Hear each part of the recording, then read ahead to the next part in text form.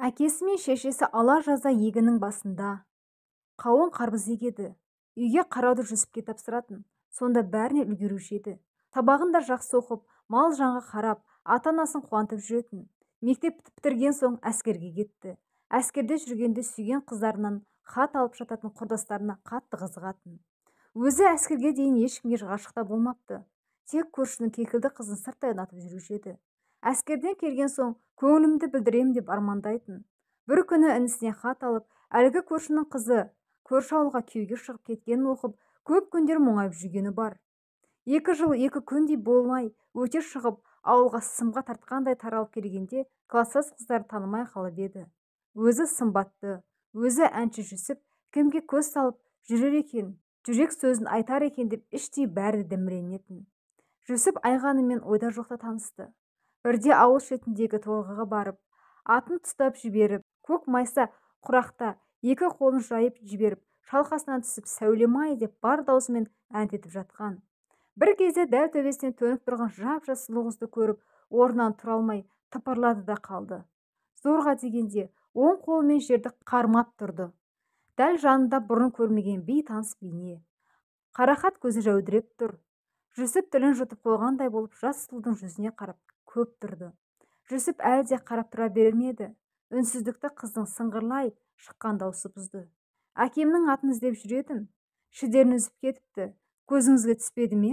Жоқ деді Жүсіп, тұтықпасы бар адамға ұқсап зорға сөйлеп.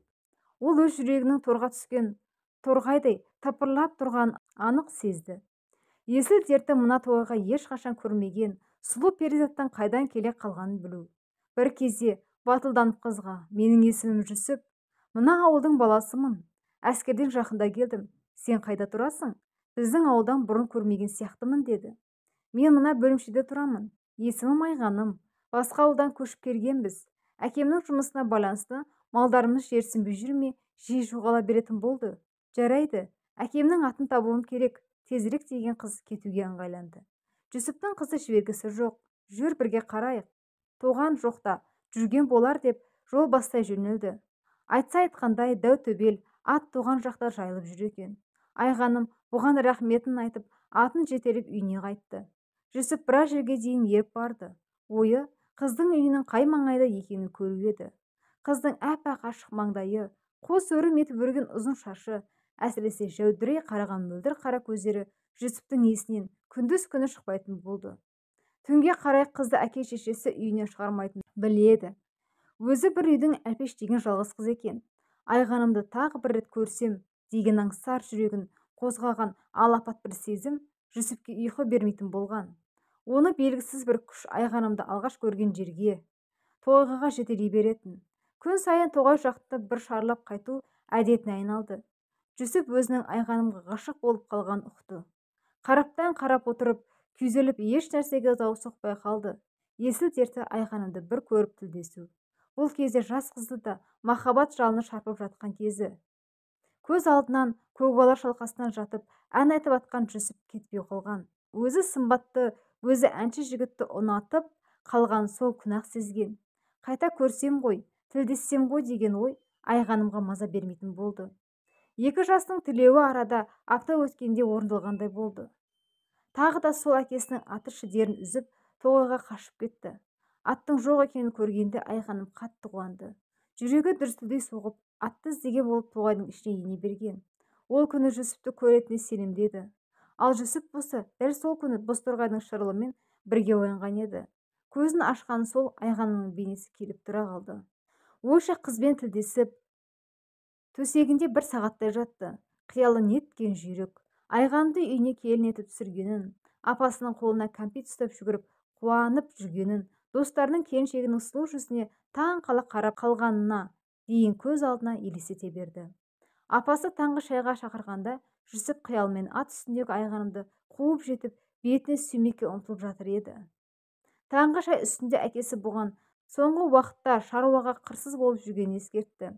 Жақын күндері қауынның да пісіп қалатынын, жұмыстың көбейетінін айтып тоқтаған әкесінің сөзі Жүсіпке баяғыдай әсер ете қоймады. Ол әлі Айғанымды ойлап отыр еді. Орнынан тұрып, үйіндегі майда-шүйде жұмыстарын тез бітірді де тойға қарай құстай ұшты. Айғаным алғаш көрген жерде мұңая жан-жағына көз тастап отыр екен. Екі ғашық көзбен ұғысты. Тоғайда кездескен екеуі бір-біріне ұзақ қарап тұрып қалды. Бұл жолы Жүсіп батылдық танытып, өзінің ғашықтық хәлін жеткізді. Айғанымға ынтызар екенін, қыз қаласа өмірлік жар ететінін ұқтырды. Айғаным ұялып қызара төмен қарады. Тек сүйріктей саусақтарымен шынар ағашын сипалай берген. Жүсіп қыздың қолының үстінен қолын қойып, сөзім сөз, сертім серт Айғаным, сенен өзгені жар етпеймін деді. Қыз жігіттің көзіне тіке қарады. Шын жүрегімен айтып тұрғанына сенді. Кенет өзінің жоқ іздеп жүргені есіне түсіп, тоған жаққа жүгіре берді. Айғаным атын тапса да, тоғайдан кеткісі келмей, Жүсіпті қимай көп тұрды. Екі жас ертең кездесетін болып, уәделесіп тараған. Ертесіне Айғаным да, Жүсіп те тоғайға ат мініп келді. Екеуінің ойы ел көзіне түспей алысқа барып сырласу. Жүрегі жалындаған екі жасқа құстың сайрағаны да, жапырақтың сыбдыр қаққаны да қуаныш. Ғашығының сыңғырлай шыққан үніне елтіген Жүсіпте еш жоқ. Дәл сол кезде Айғаным жердің ішіне кетейік десек те еріп кетуге даяр еді. Бір кезде анам іздеп қалар деген Айғаным кетуге ыңғайланды. Жүсіптің ойы қыздың аппақ бетінен бір өбу. Ақыр шыдай алмай бұрыла берген Айғанымның бетінен бір сүйіп алды. Қып-қызыл болып ұялып кеткен қыз бетін алақанымен сипап тұрды да, есіне әлдене түскендей, осы сіздің руыңыз қандай деді. Менің руым? Шалқып отырған Жүсіп өз руын мақтанышпен әндете созып айтты. Ал Айғанымның көзі шарасынан шығардай болып, сіз маған аға болады екенсіз ғой, аға деп кейін шегіне берді. Ғашықтық Жүсіптің есін алды. Айғанымның өз рулас екенін білсе де, одан бас тарта алмады. Оған деген сезімі күннен-күнге өршіп, жанына жай таптырмай қойды.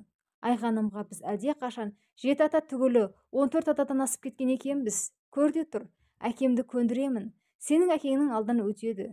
Біз қосыламыз деп сендірді. Айғаным да Жүсіпке ғашық еді. Ол қасында тұрса да, жоқ болса да егіліп жылай беретін. Жүсіп екеуін айырып жіберетіндей қарақат көзі жәудіреп, іште қайғы жұтатын. Көп кешікпей-ақ екі ғашықтың тоғайда оңаша кездесіп жүргенін естіген Айғанымның ағалары Жүсіпке қарындасымыздан аулақ жүр, әйтпесе мерт боласың деп ескертті. Жүсіптің әке-шешесінің ол кезде көзі тірі. Ұлының рулас қызбен кездесіп жүрегін естіген күнақ әкесі егіс басына түтігіп жеткен болатын. Есіктен кірген бойда алаңсыз отырған Жүсіпті жөн арқасынан қамшымен тартып жіберіп, иттің ғана баласы, сен не бүдіріп жүрсің?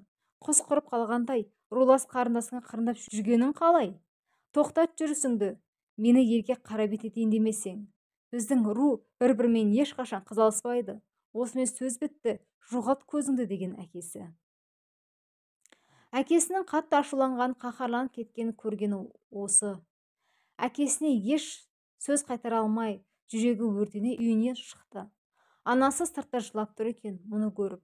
Балам-ай, бір нәрсеге ұрынып қалмашы, ұмытшы сол қызды. Қыз көп қой, анау дүйсен көкеңнің қызы, баршында бой жетіп отыр, әп-әдемі, мақұл десең құда түсек деп бауырына басты. Апау, мені түсінші. Маған Айғанымнан басқа ешкім керек емес. 7 атадан кейін қыз алысуға болады екен ғой. Мен сұрастырып білдім, боз бие сояды екен ғой. Ал біз тіпті 14 атадан әлде қашан асып кетіппіз. Бізге үйленуге рұқсат берсін, айтшы әкеме. Айғанымның әкесіне барсын, деді Жүсіп. Бос сөзді қой, Айғанымды ала алмайсың. Енді ашуыңа тие берсең, әкең сені ұрып өлтіреді. Болмаса ел арасы бүлінеді. Бізді жерге қаратпа, балам. Айғанымды бір үйдің бетіне қараған жалғыз қыз екен. Сүйекке таңба түсіресіңдер. Қанша жақсы көрсеңдер де ақылға келіңдер деп анасы Жүсіпті алған бетіне қайтармаққа бекінді. Не керек, сол түні әке-шешесі ұлдарын отқа келіп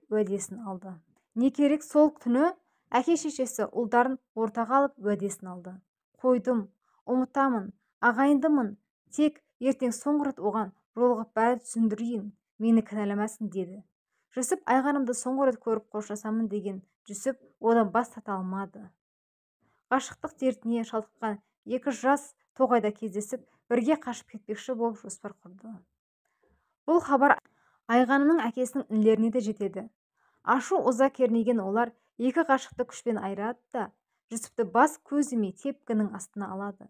Әсіресе сені желпілдетіп жүрген мына жерің ғой, біржола сағыңды сындырайық деп әбден құтырып көздері қанталаған жігіттер екі жұмыртқасын езіп тастайды. Жүсіп есін ауруханада бірақ жинаған, қайта-қайта операция жасалып, өзі әупірімдеп зорға тірі қалған еді-ау. Кейіннен дәрігерлер болған жайды айтып, өкініш білдіреді. Жүсіп ешкімге көз жасын көрсетпей еңіреп жылады. Енді айғанымсыз өмір сүрудің керегі қанша? Оның үстіне еркек болсам деп өкірген. Уақыт ұлы емші екен. Содан бері қаншама жыл өтті. Бұл әлі тірі жүр. Айғаным бүгінде ұл қыз өсіріп немере сүйіп отыр. Жүсіптің қиын жағдайға ұшырағанына сол кездері айғанымда қатты қиналған.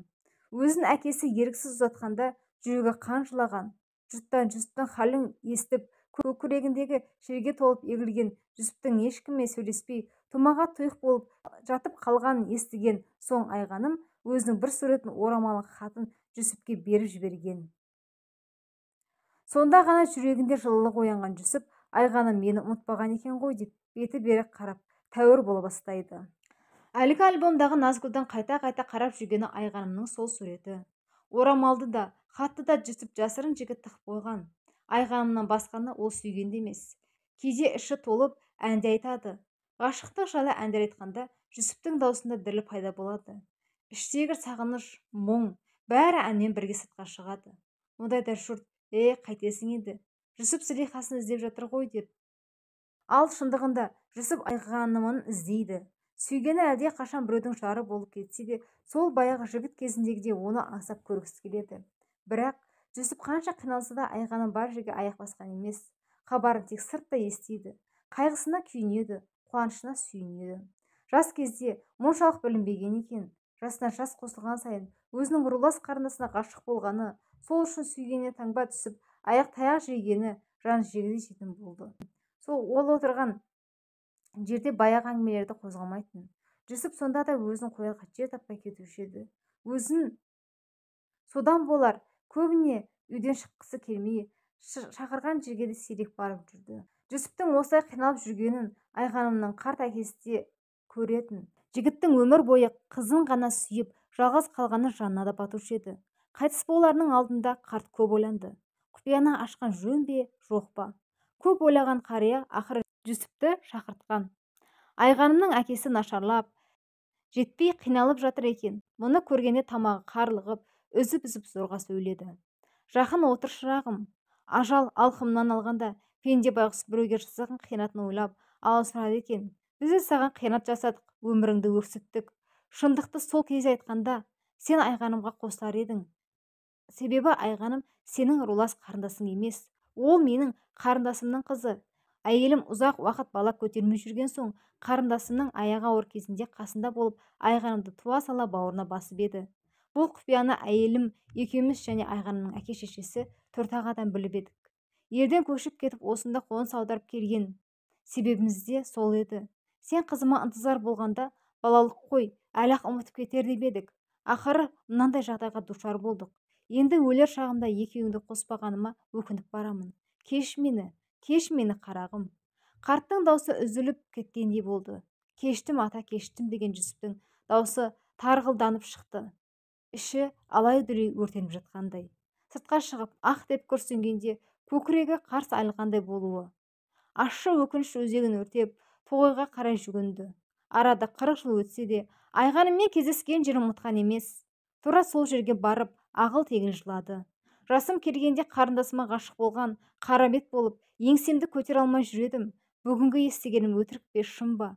Қарындасым болмасаң, қосылымызға да болады екен-ау. Бізді айырған, мені мәңгілік мүгедек еткен адамдарға не дейін? Лағнет айтайын ба? Осылай деген Жүсіп теңселіп кетті. Ол үйіне қас қарайып бірақ қайтты. Ауылға жақындай бергенде бауырымдаған азалы дауысты естіді. Айғанымның әкесі Бақиға аттанған екен-ау. Қой барып көңіл айтайын деген Жүсіп қаралы үйге бармаққа кері бұрылды. Оның бар ойы айғанымды көру еді. Әлде қашан бәйбіше болған айғаным мұның жүрегінде мәңгілік жас қалпында қалған. Әкесін жоқтап аңырап отырған айғанымен бұл да көрісті. Айғанымды көргенде Жүсіптің жүрегі езіліп кеткендей болды. Қолы жетпей қалған ғашығының әжім торланған жүзіне қарап еңкілдеп жылады. Өзін қорлыққа душар еткен адамның қазасы үшін Жүсіп неге соншалық жылап жатыр деп жұрт қатты таңданған. Олар Жүсіптің жүрегінің өкінішпен тілім-тілім болып жатқанын қайдан білсін. Тек бір адамды ғана сүйіп, ғұмыр бойы жалғыз өту мұның маңдайына жазған екен ғой. Жұрт не десе де, ақ босағасын айғаным аттамағаннан кейін басқа адамға бұл үйде орында жоқ. Әйелі жоқ үйдің егесі Жүсіп жалғыздықтан қорықпайды. Жалғыздық оның жан досына айналғалы қашан. Жалғыз жатады, жалғыз тұрады. Жүсіптің жалғыз қалуына кім кінәлі? Кім?